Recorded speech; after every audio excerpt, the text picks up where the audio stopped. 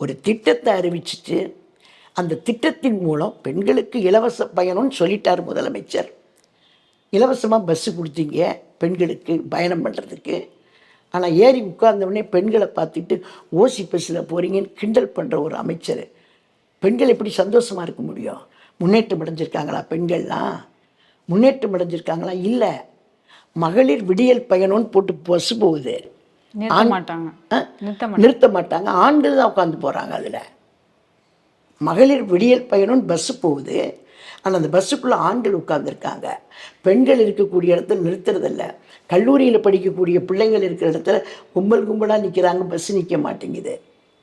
அந்த சூழ்நிலையில் தான் எதுக்குன்னா இன்றைக்கி பெண்கள் மகிழ்ச்சியாக இருக்கிறாங்க அப்படின்னு முதலமைச்சரும் துணை முதலமைச்சரும் மாறி மாறி வந்து இந்த நாடு பெண்கள் விஷயத்தில் முன்னேறி இருக்கிறது. எங்கள் ஆட்சி காலத்தில் எதுவுமே இல்லை.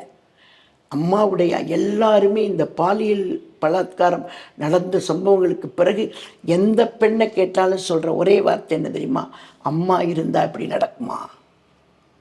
அம்மா இருந்தால் இப்படி நடக்குமா? அம்மா இருந்திருந்தாங்கன்னா நடக்கிறதே வேற. எவனாக இருந்தாலும் சுட்டு பொசுக்கியிருப்பாங்க, சுட்டு பொசுக்கியிருப்பாங்க அம்மா. இதை தான் எல்லா பெண்களுமே சொல்கிறாங்க.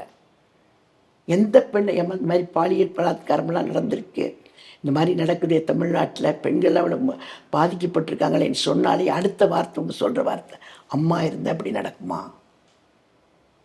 ஆக அந்த அளவுக்கு பெண்களுக்கு பாதுகாப்பு கொடுத்தவங்க அம்மா.